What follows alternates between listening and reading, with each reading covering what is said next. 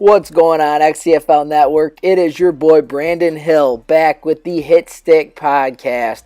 It's been a little while since we dropped one of these. Had a lot of other things going on around the network. We've been going at a crazy fast pace, so keep spitting that content out, guys, and we'll keep it rolling here. It's been a little while since we've had a Hitstick podcast. We got some other plans with a couple other new shows. The Extra Point, we're recording that tonight. Should be out late tonight for you night owls, or sometime tomorrow morning. You'll be able to check it out on your way to work, something like that. But for the Hitstick podcast, just want to get a little something out there, a little kind of league catch-up, go over a few topics, some Twitter questions at the end of the show. Kind of just break down the league as a whole right now, just give a little content out to you guys. So with that being said, let's go ahead and jump into our NFC standings currently at the moment. We are in week 14, I believe. Halfway through it, we got some teams that haven't played their week 14 games, but we'll go over the standings as they look right now. Starting in the NFC North, the division has been kind of rough. The Lions sit there at 11-2, and then no other team is above 500. The Packers have won 5 of their last 6 with a 2-point loss to the Seahawks in there. They're rolling as of late. Got some guys healthy. Had a rough season injury-wise for the Packers, but they'll be in play next season. The Vikings, ever since that Season 10 Super Bowl appearance, have not been able to right the ship. And then the Bears, another tough season for the Bears, but they have a lot of young players in there. It's a promising roster. We'll slide over to the NFC South. The Atlanta Falcons, this is a staple at the top of this division. It's kind of looked the exact same, since Season 11. The Falcons at the top, Bucs sitting at 2 spot, and then the Panthers and Saints kind of fight it out for the 3 and 4. Both having rough cycles. You can see the Saints sit down there at 0-13. Looking to avoid a winless season. The Panthers drafted Daniel West, number 1 overall. Daniel West, not a lot of talent around him. They do have Christian McCaffrey. Not a very talented roster, but as that team looks to build, look for Daniel West, the quarterback, to be the vocal point. The Bucs and the Falcons actually play tonight, so we'll see if the Bucs can finally get off the losing streak they have against the Falcons and take them down. Let's go over to the NFC East, one of the toughest divisions the XCFL has to offer. It's always the Cowboys and the Redskins battling out at the top. The Cowboys sit at 10-2, the Redskins at 10-3. The Skins finally beat the Cowboys this year, giving them one of those 2 losses. Their other losses to the Lions, of course. The Giants started out hot, then hit the tough part of their schedule, sitting there at 7-5, but a very, very, very improved team since the last few seasons. A lot of big moves for the New York Giants. And then the Eagles, their coach has stepped away for a little bit. He'll be back. He's on a 2-week vacation. His team is struggling. It just happened to be the 2 quickest weeks of advancing we've had in XCFL history, so he missed a lot of games. And then the NFC West, the Niners. We got a brand new owner in there, Justin Larson. He has taken the league by storm. He's knocked off the Redskins. He's knocked off the Titans, a bunch of perennial powers in the XCFL. He's got his team sitting at 10-3. I don't think he's lost since he's been in here. I think he's 6-0. The Seahawks sitting there at 8-5, looking to battle out with the Bucs right now for that last wild card spot.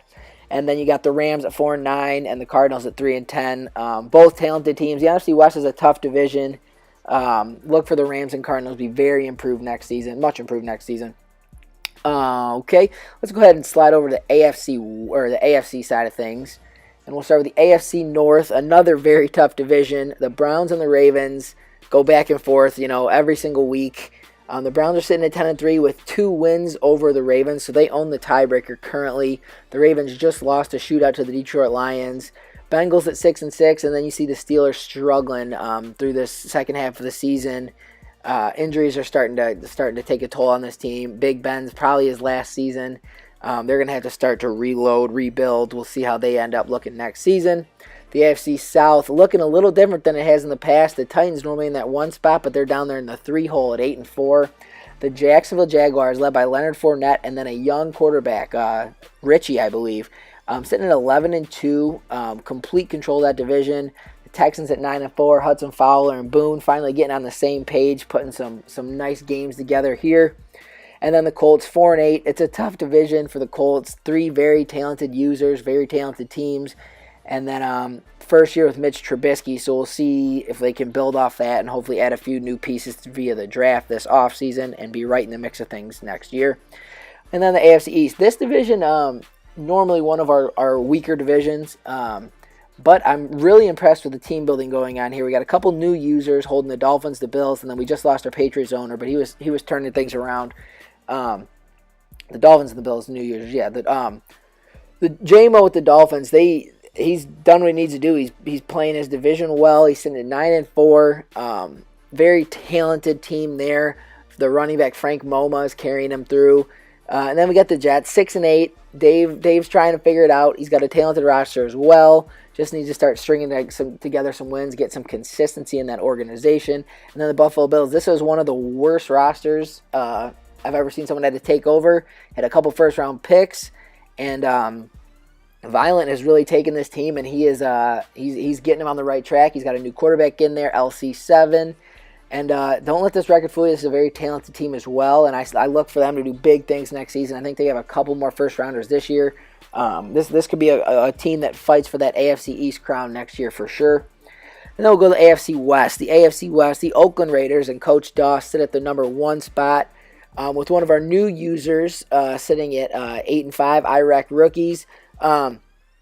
He's trying his best to catch the Raiders, but nobody can knock off the Raiders. I think the Raiders just beat the Chargers last night.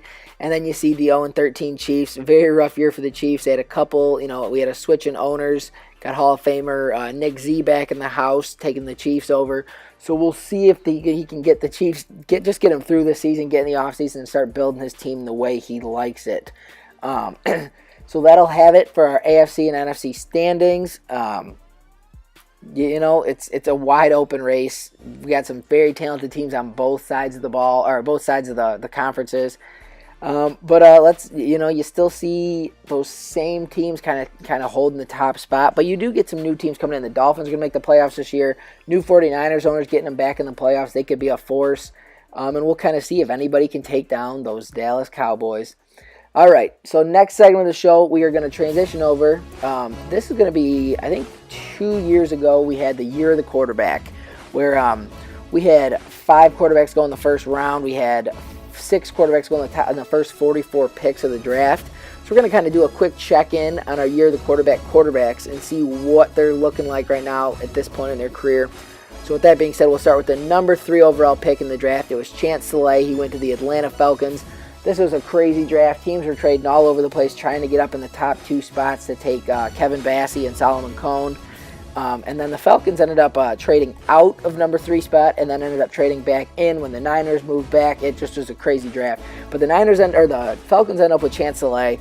Saleh was he was troubled with injury early on in his career, only 35 starts. But he's thrown for 8,000 yards, completed 72% of his passes, 60 touchdowns, only 34 interceptions.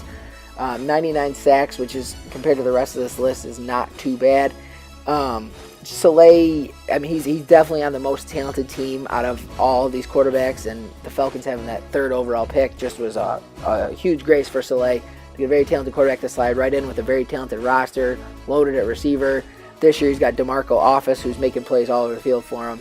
But Saleh is definitely, I think, he so far is playing like one of the best quarterbacks in this class for sure. Definitely playing up to that number 3 pick rating, number 3 pick overall, now that the injuries are behind him. We'll move on to the guy who got drafted right after him. It was Alan Navarre. Navarre went to the 49ers. He's thrown for 8,500 yards, completed 73% of his passes, 70 touchdowns, only 25 interceptions. And you see only 36 games played. Navarre actually had a quick 6-game suspension where he had to sit out 6 games to start out this year. But he's put up some amazing stats. He won Rookie of the Year, these guys' rookie year, so that says a lot when you have all these quarterbacks in one draft class. And Navarre has the Niners sitting in a perfect position to make a run in the playoffs this year.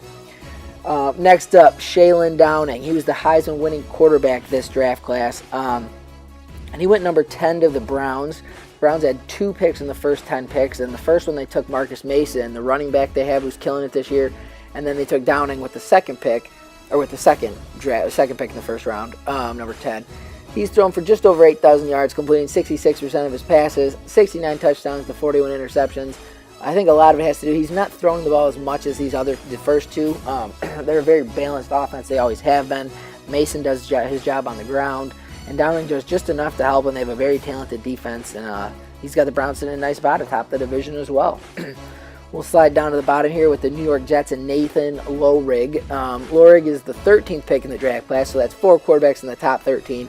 He's thrown for the second most yards out of all of them at 9,265, completing only 59% of his passes, 52 touchdowns to 82 interceptions, and sacked 128 times, 43 games played. So he's played the most out of all these quarterbacks.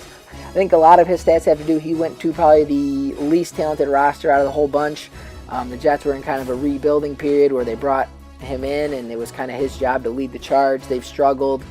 But he's trailed in a lot of his games. He's had to, throw a lot more than a lot of these quarterbacks have had to.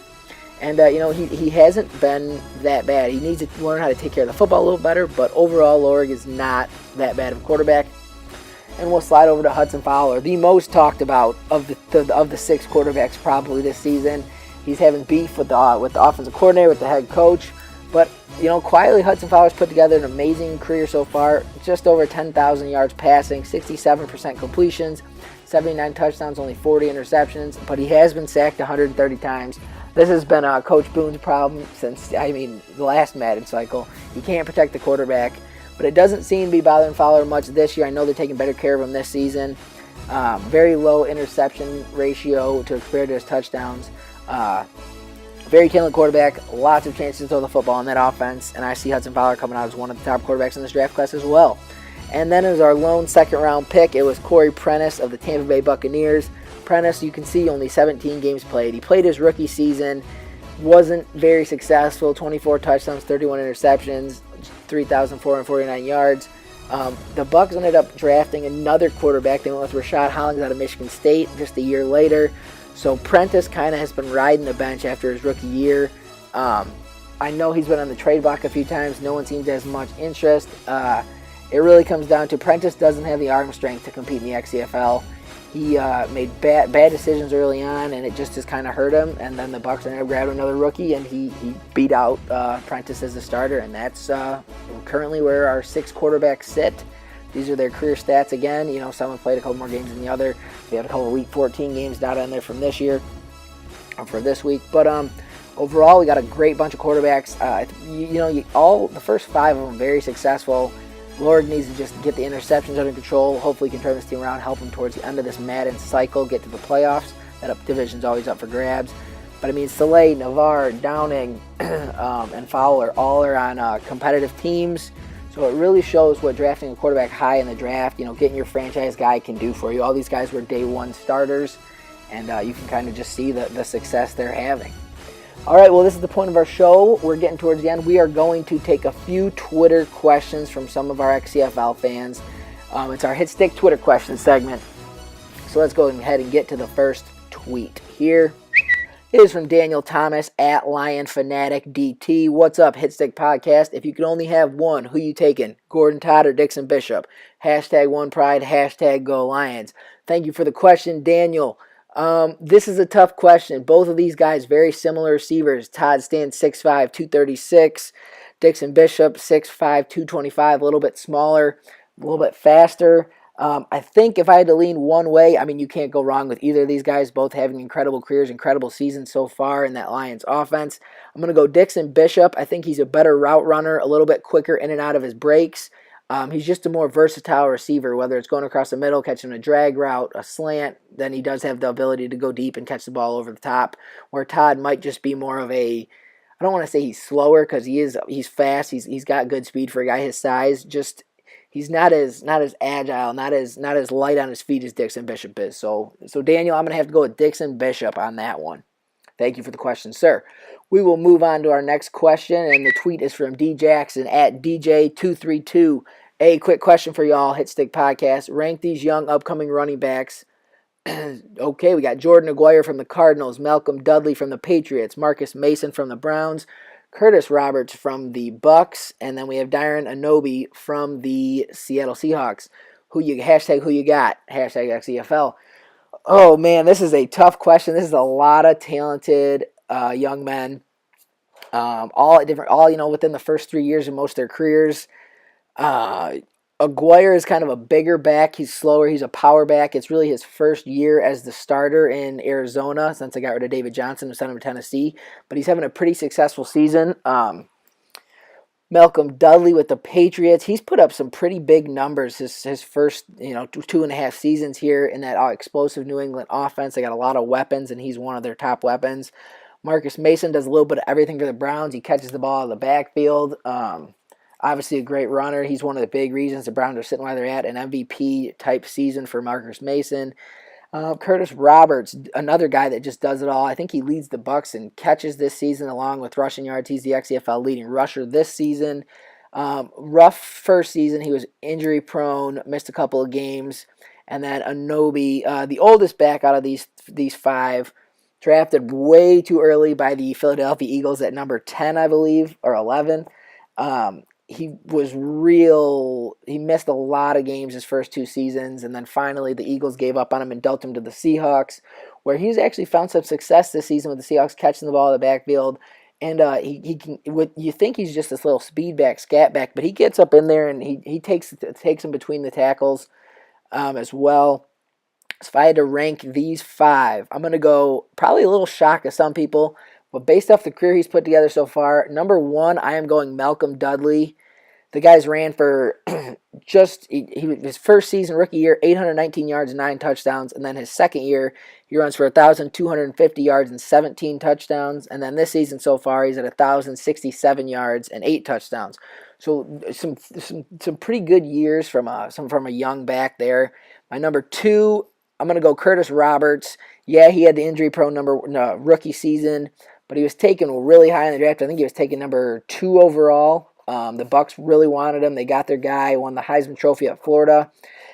Just based off natural ability, I'm going to go Curtis Roberts. And then the 3 spot, I'll go Marcus Mason. Mason's done pretty well, but this is his first big season. It's under new management. He's kind of just exploded onto the scene, doing a little bit of everything. He's got great speed. Another top running back taking the top 10 picks here. And then we'll go with Darren Anobi. Just based off in the new offense he's in Seattle, he seems to be way more of a threat than he was in Philly. I don't know if they're using him differently, but he's really showcasing that speed and then catching the ball in the backfield like we talked about earlier. And then Aguirre will sit there in the 5 spot. No knock on Aguirre. It's just his first year really getting to lead the backfield in Arizona, and I see big things from him. He's a power back, which is rare to see used in the XCFL. But what Jordan Aguirre has been able to do so far this season in Arizona has been special. One of the very bright spots in a not-so-bright offense this season. We'll go ahead and under our last tweet here before we wind up the show, and it is going to be from Randy Mundy at Respect the Star, clearly a Cowboys fan. Howdy, fellas, at Hitstick Podcast. With Zeke being hurt all freaking season, is this Julian McFoy the real deal? Like, good enough where we can trade this wuss Zeke? Hashtag America's team, hashtag threepeat. Randy, man, Zeke is such a talented running back. He's had some humongous seasons for you guys. I know he's been banged up the last few seasons, but even this year, he's put up almost 600 yards and 6 touchdowns in just 6 games before he got hurt. He's definitely one of the most elite running backs in the XCFL. But with that being said, this Julian McFoy, in his six games as the starter, 6-7 games as the starter, he's carried the ball 77 times for 667 yards and 12 scores. He's averaging 8.7 yards per carry. You can say what you want. It's the Dallas offensive line. It's their running scheme, whatever it is. But flat out, this Julian McFoy has not caused this Cowboys offense to miss a step with Zeke being hurt. Would I go as far as to trading Zeke? It all depends what the market looks like this offseason. I know they did pay him a couple seasons ago, so I don't know how much is left on that deal. But this McFoy kid is not bad. He showcases some good speed. I think he ran a 4.45 at the combine, which isn't bad. And then, like we said, you compare him with that offensive line, and I mean, who knows the ceiling for McVoy, but I don't know if I'd go as far as trading Ezekiel Elliott. As far as the hashtag three-peat, I don't think we're going to see that this year. It's a very, very, very tough field. I know a lot of teams out to get the Cowboys, and 2 teams knocking them off this year, which is not likely. But, Randy, thank you for the question. We really appreciate it. All right, guys, with all that being said, Twitter questions done. Make sure you tune into the Extra Point tonight. This is going to be our new show. It's kind of going to be like an NFL Live type show. We got a couple different segments. Could be interesting. A couple questions, storylines to follow as we head deep into the playoffs here. Extra Point recording tonight. It'll be out sometime either tonight, tomorrow. We'll have to see. But thank you so much for tuning in, guys. I really appreciate it. I'm going to try to spit some of these Hitstick podcasts out every now and again. Kind of go opposite weeks as the Extra Point. Just wanted to get something out to you guys, like I said earlier. But if you have any questions, any tweets, make sure you add Hitstick Podcast, send them in, or you can shoot me a DM. We can get your question on the next show. But with that being said, I am Brandon Hill. I am the new host of the Hitstick Podcast, and I appreciate you guys all tuning in. Thank you for listening, and I hope you enjoy the show. Until next time, fellas, see ya. I can't stop.